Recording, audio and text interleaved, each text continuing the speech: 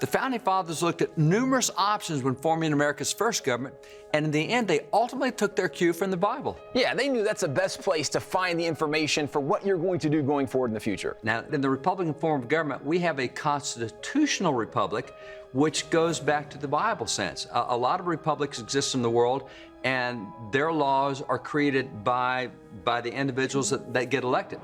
Ours, we have a higher law, which is called the Constitution. And that higher law, all of our leaders uphold the higher law, and that's kind of what happened in the Hebrew Republic. God wrote it all down, and so you can choose your leaders, but they're all tasked with enforcing that higher law that God gave. And so when you have a written law like that everyone enforces, that is the best form of government, because it's not the government of my opinion, it's the government of, no, we got fixed laws that govern us. In America, we were different than much of the rest of the world, and especially even the Founding Fathers. They recognized the rights of the individuals and that government should protect those rights. And that's one of the things that made America really unique. As you look at the early colonists that came, the Pilgrims and Puritans and others, they were really steeped in what was called the Reformation, which was a back to the Bible movement at that time. And the more they got in the Bible, the more they saw what Bible said about government. And the more they saw what it said about government, they said, that's not what's happening in Europe, and that's not what the king is doing with us over here. We need what God says about government. And so very early on, in those early colonies, they created self-government built on God's principles to protect individual rights. And if you go back even to what God gave Noah, those Noahide laws, they were all there to protect individual rights, the right to life, the right to liberty, the right to property. So very early on, you find that pastors were really addressing what God said about government, and that developed our thought that there are individual inalienable rights that no government gives. They come from God, and governments need to respect what God says. Yeah, which is why you see even in the Declaration of Independence, when the Founding Fathers decide that we need to separate from Great Britain, they identified a lot of basic principles that were probably fairly well known, at least for people in the Reformation who were back to the Bible, but they acknowledged that we believe there are the laws of nature and nature's God, that God has given a fixed moral law, is what they argued.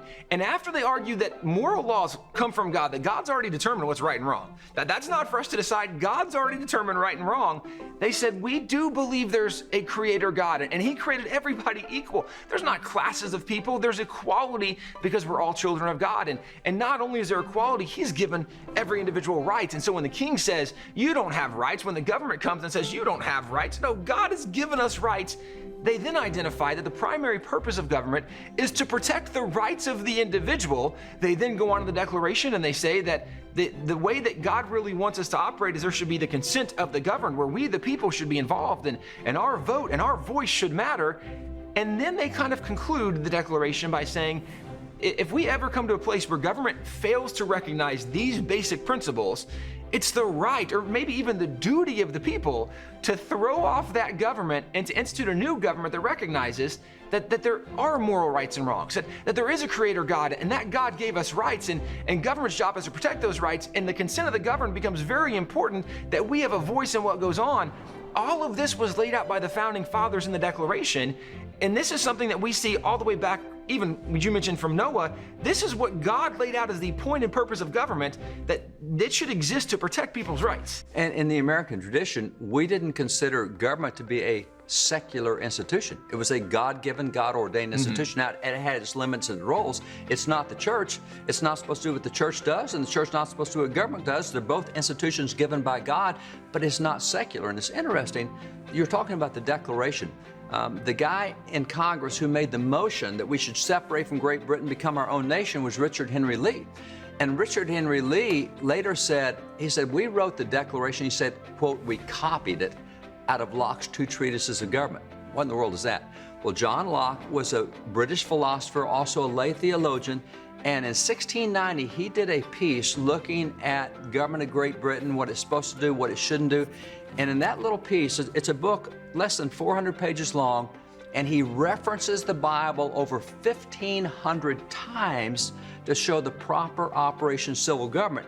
And Richard Henry Lee said, that's the book we used to write the Declaration. So nothing secular about the concept that God gives rights. He gives individual rights. It's the duty of government to protect them. That's what God said from the beginning.